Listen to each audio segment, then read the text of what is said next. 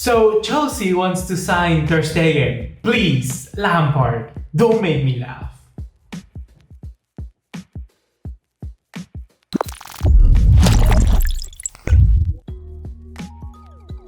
What's going on, guys? ¿Cómo están? BugaLuis here, and welcome back to another episode of Transfer Watch here on the channel. We got some very big stories, including some very big names today. We got Aubameyang, Lautaro, Ter Stegen, Oblak, Semedo, and so much more. So rest assured that you're going to be getting your money's worth with today's episode.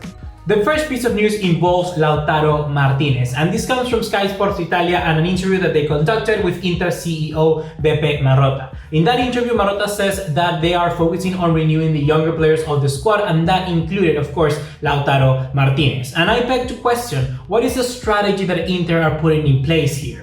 Are they wanting to kind of extend their contract so they can push their price even further up for Lautaro Martinez? Or are they simply trying to keep the player happy so that he doesn't force out a move to Barcelona? So far, we don't have any news of Barcelona entering any sort of renegotiations. They're sort of also planning themselves what action are they going to take. We know thus far, though, that Junior Firpo has accepted to be part of any deal for Lautaro Martinez. So it's going to be very interesting to see if this is going to be a transfer saga that carries on forward for the entirety, probably even the rest of this new season, and we're going to be seeing Lautaro then come to Barcelona afterwards. That could be potentially a sort of kind of tactic that Barcelona tried to put in place. Also in the news, we know that Manchester City has registered the interest for the Argentinian striker, and that is going to make it so that Barcelona even have more trouble to pursue the signature of this player. But one thing that is very particular is that a report also came saying that Lautaro Martinez had no problem whatsoever in waiting for Barcelona for one extra season. And to be honest, that is going to be a key for Barcelona, because now they have a reason, now they have a pulley that they can actually monitor.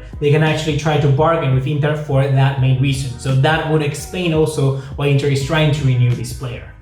Segueing then to what appears to be option B according to Sport, it seems that Pierre-Emerick Aubameyang is waiting for the Barcelona call, and it seems that he knows some insider in the club is telling him that they're potentially still looking for that striker, that main number 9 that could be a replacement for Luis Suarez for the foreseeable short term. This comes as no surprise, as it's been reportedly very heavily last season even that Barcelona were looking to get Aubameyang through the door, and now even more that Aubameyang's contract is running out to the last year of it.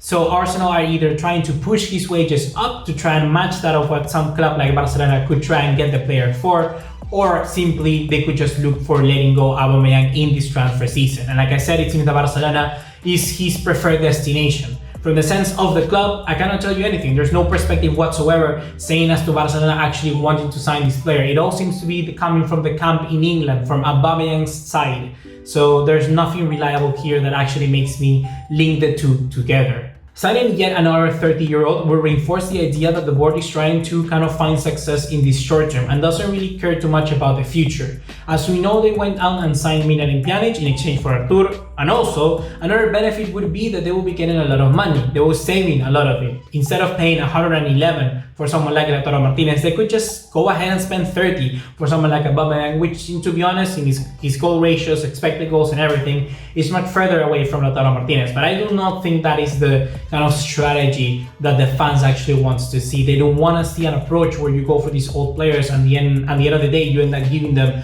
huge long contracts and they stay at the club forever, and you end up paying even more wages than you actually anticipated for. So signing Aubameyang for Barcelona would make sense for the board, would make sense with this scenario, with this version of Barcelona, it would make sense. But for what we want to see and what actually the club should be aiming for is literally miles and miles away from it.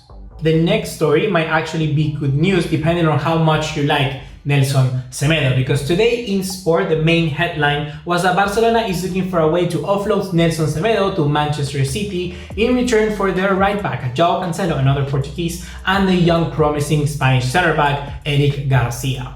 The potential departure of Nelson Semedo is no surprise to this stage. He's been part of numerous rumors saying that potentially he could join Inter in return for Lautaro Martinez or join PSG in return for someone like Neymar. The value that Barcelona are trying to give Semedo, as we know so far, is of 40 million euros. That was the value that was being kind of measured for the Lautaro deal, if that was going to happen. It didn't, of course. So now Barcelona is looking for a way to get money in and assure themselves in the center back position. and that is of course with Eric Garcia. Eric Garcia, if you haven't seen him, he's become a much more relatively well-known name in the Manchester City setup because he has been playing a lot of the last games post the Corona break. He's been putting in very good performances as well, and it makes a lot of sense, and I will repeat myself. It really looks like a scenario very similar to when Piqué was at Manchester United. You know, this young player that was ex-Barcelona and could return back to his homegrown club, and that could be a reality, to be honest. The way of the matter is that Barcelona is trying to approach this still doesn't really fill me with too much joy, because although getting Joao Cancelo and Eric Garcia on paper for one Nelson Semedo, it's in my eye a good business. Offloading Semedo at this stage, once again, isn't really the most possible and lucrative deal that Barcelona could make. I think that keeping Semedo should be one of the priorities, and renewing him, as some weeks ago was being talked about, should also remain in the books, because we have a very good right back that has found himself decent at the position of Barcelona. And as we've seen, he's been getting much more consistent minutes in that position after Sergio Roberto was pushed into the midfield. And once that happened, Semedo just looked to increase his quality. He looked as a much better player. He was overlapping with super much ease.